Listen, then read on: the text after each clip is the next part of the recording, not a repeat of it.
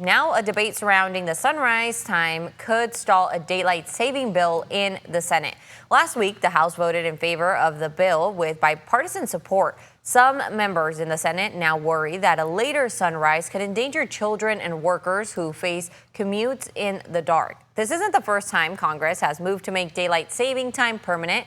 It adopted a measure back in the 1970s during an energy crisis, but it was reversed after public outcry. A top concern was sending kids to school before sunrise. And it's a big debate, and our expert on this, Rob Carlmark, he's going to break it down for us because I was really confused last week. I was like, wait, what is happening? What does this even mean? And you're great at breaking it down.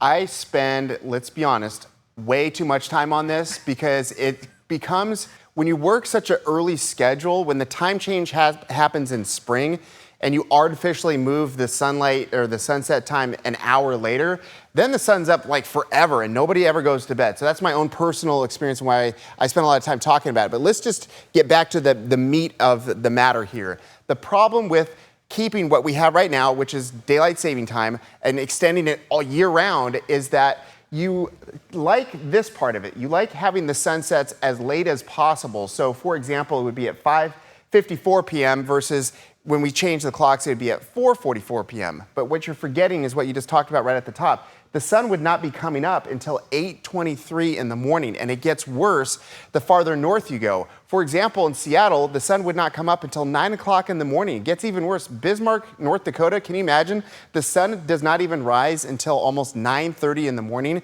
So there's a lot to be said about this, but I will just say if you shift the daylight around, you run into some issues.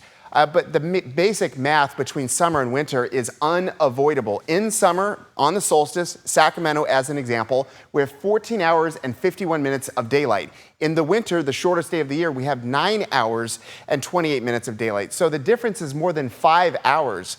Moving things around by an hour or so does not erase the reality of how the sun works and where we live on planet Earth. So there's lots of trade-offs. The one thing that I think that we all need to agree on is that it is daylight saving time. That's the official way to do it, to describe it, to talk about it. But we all say daylight saving. So I just think we should make that the permanent way of saying it, just so we can just skip the middleman and get right to the heart of how we talk around here. At least that's how I do it.